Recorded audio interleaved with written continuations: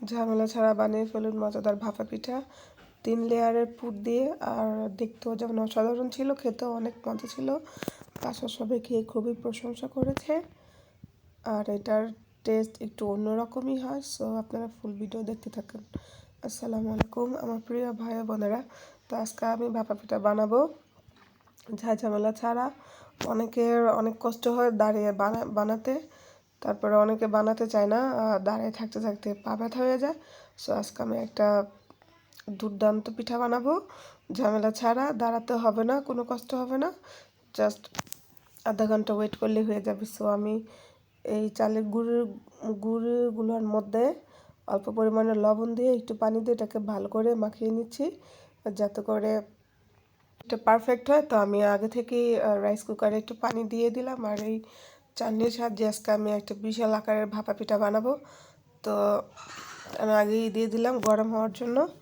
So দেখতেই পাচ্ছেন একটা ঢাকনা দিয়ে রেখে দিলাম। আর এই গুড়গুলো আমি এখন এটাকে ছোটো ছোটো করে সবগুলো পিস পিস করে কেটে নিব, কারণ পিস পিস করে কেটে নিলে দিতে সুবিধা হবে, তা না হলে এটা সহজে গুড়টা গলবে না।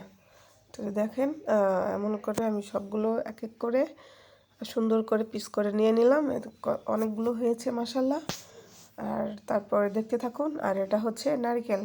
তো নারকেলগুলো ডিপ ফ্রিজের মধ্যে ছিল, যার কারণে এটা চাক হয়ে আছে। তো দেখেন নারকেলগুলো রেডি হয়ে গেল, গুড়গুলো রেডি হয়ে গেছে। তারপর আমি আবার সেই দেখেন আপনাদের বোঝানোর জন্য আমি পানিগুলো কিন্তু বলক চলে আসছে। তো আমি এই গুঁড়িগুলো এখানে ফার্স্টে 1 লেয়ার গুঁড়ি দিয়ে দিব। দিয়ে দেওয়ার পর এটাকে তারপরে এখানে দিয়ে দিব ফার্স্টে আমি অনেকগুলো গুড় সুন্দর করে বিছিয়ে দিব। তো গুড় দিয়ে দেওয়া হয়ে গেলে তারপর আমি দিব এখানে হচ্ছে অনেকগুলো নারকেল। তো নারকেল দিয়ে দেওয়ার পর এক পর্যায়ে আমি এটার উপরে আবারও দিয়ে দেব গুঁড়ি। দেখেন গুঁড়ি দেওয়া হয়ে গেলে তারপরে আমি আবার এটাকে সুন্দর করে সেকেন্ড লেয়ার গুড় দিয়ে দিলাম। তারপর গুড় দেওয়া হয়ে গেলে আমি তারপরে দিয়ে দিব এখানে হচ্ছে নারকেল।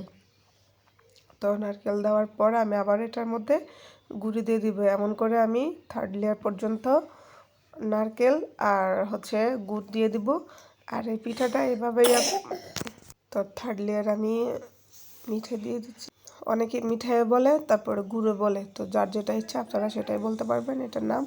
তো দিয়ে দেওয়ার পর এটাকে আমি আবারও উপরে গুঁড়ি দিয়ে দিলাম। তারপর এটাকে সুন্দর করে আলতো চাপ দিয়ে এটাকে নিলাম। তারপরে দিয়ে দিলাম ভাপের মধ্যে, প্রায় আধা ঘন্টা লাগবে।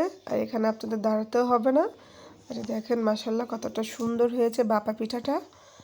আর কে কে আমার মতো রাইস কুকারে কখনো বানিয়েছেন কিনা অবশ্যই জানাবেন। আর এটা খেতেও কিন্তু অসাধারণ হয়েছিল, বাসার সবাই খেয়ে খুবই প্রশংসা করেছে।